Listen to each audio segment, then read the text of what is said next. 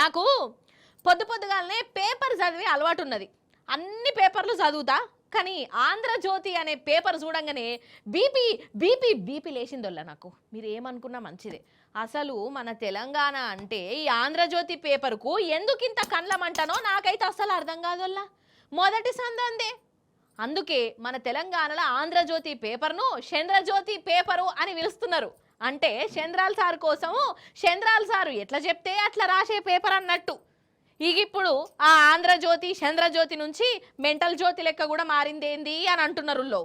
ఎందుకో ఓ మల్క ఇవరంగా పోయి చూసేసి వద్దాము రాన్రమ్మా.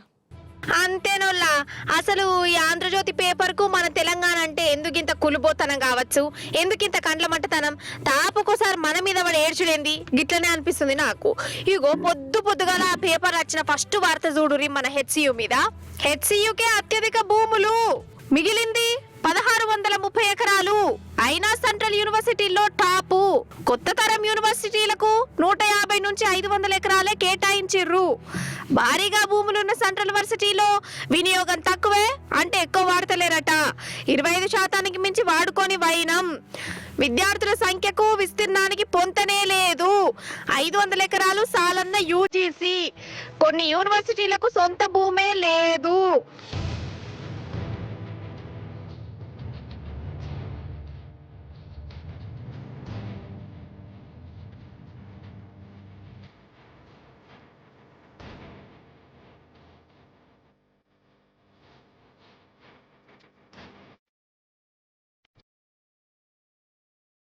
ఇగో ఇట్లా పోయినాయి రాతలు. అంటే ఈ రాతలు అనుకున్న అర్థం ఏంటంటే, హైదరాబాద్ సెంటర్ యూనివర్సిటీకి ఓ బొచ్చడు భూములున్నాయి. రేవంత్ సార్ చేసేది కరెస్టే, గంతగనం భూమి చదువులకు అక్కర్నే లేదు. కొన్ని యూనివర్సిటీలకు భూమే లేదు కాబట్టి ఈ యూనివర్సిటీకి ఎందుకు చెట్లు నరకవలసిందే, భూమిని గుంజుకోవాల్సిందే, బుల్డోజర్లు రావాల్సిందే, జింకలు చావాల్సిందే. జీవాలకు గూడు లేకుంటామాయే, చదువులకు అక్కర లేకుంటామాయే. గిట్లన్నట్టే కదా కాతకున్న వాడెత్తు. కానీ చూసినవా ఏర్పడకుండా రేవంత్ సార్కు ఎట్లా డబ్బా కొడుతుండో ఈ పేపరు. రేవంత్ సర్కారు యూనివర్సిటీ భూములను గుంజుకునే ఉపాయం చేస్తా అంటే తెలంగాణనే కాదు దేశం అంతా దండాడింది. రేవంత్ సార్ చేసే తప్పు అని నిలదీసింది. లాఠీల దెబ్బలు కూడా తిన్నారు. ఆఖరికి సుప్రీంకోర్టు కూడా గరమైంది. షేయి పార్టీ ఇజ్జత్ పోయినట్టయింది. ఇన్ని గరమైనాక రేవంత్ సార్కు తలగాయ తీసేసినట్టయింది కావచ్చు. అందుకే ఎప్పటికి చంద్రాల సార్ను మోసే ఆంధ్రజ్యోతి పేపరు మన తెలంగాణలో రేవంత్ సార్ను మీదికి లేపే జిమ్మదారి తీసుకున్నట్టున్నది. రేవంత్ సార్ చేసేది బరాబారే. ఈ పోరాటం చేస్తున్న విద్యార్థులదే తప్పు. జనాల ఆలోచనే మార్చుకోవాలి. సుప్రీంకోర్టు కూడా చక్కగా అర్థం చేసుకోలే అని అర్థం వచ్చే తీర్ల మంచి స్టోరీని వండి పడేసిర్రు. ఇక ఇది చదివి జనాలు అయ్యో నిజమే కావచ్చు, సెంటర్ యూనివర్సిటీకి గంతగనం భూమి ఎందుకు అసలు అని అనుకోవాలన్నమాట. రేవంత్ సారే సూపర్ అనాలన్నట్టు. ఇది కుట్రేషన్ కాకుండా ఇంకేంటిది.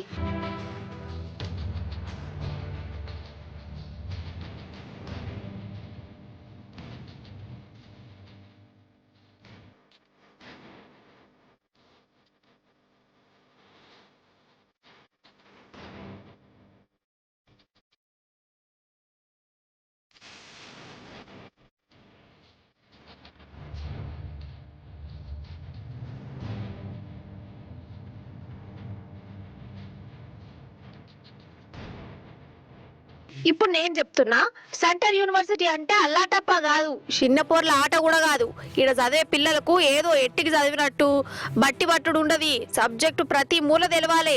యూనివర్సిటీ విద్యార్థులే దేశానికి భవిష్యత్తు.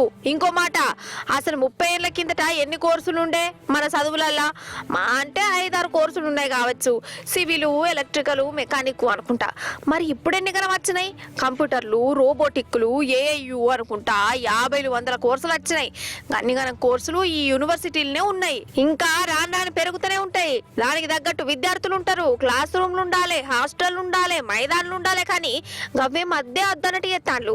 మన పెద్ద ప్రైవేట్ కాలేజీలలో కదా పిల్లలు 4 కూడా ఇరికిరు కర్రలు కూసబెట్టి బట్టి పట్టించే చదువులు అనుకుంటుర్రా యూనివర్సిటీ చదవంటే? ప్రైవేట్ ఇంటర్ కాలేజీలు లెక్క యూనివర్సిటీ క్లాస్ రూమ్ ఉండాలనుకుంటుర్రా? ఏంది అసలు? ఏందో చంద్రాల సార్తో రేవంత్ సార్తో ఎంత దోస్తానుంటే మాత్రం ఒక పేపర్ గిట్ల కుట్ర పెట్టుకొని రాయొచ్చునా? గిట్ల నిలదీస్తురు. ఈ ఆంధ్రజ్యోతి ఇప్పుడనే కాదు మొదటి సందికి ఇంతేనోళ్ళ.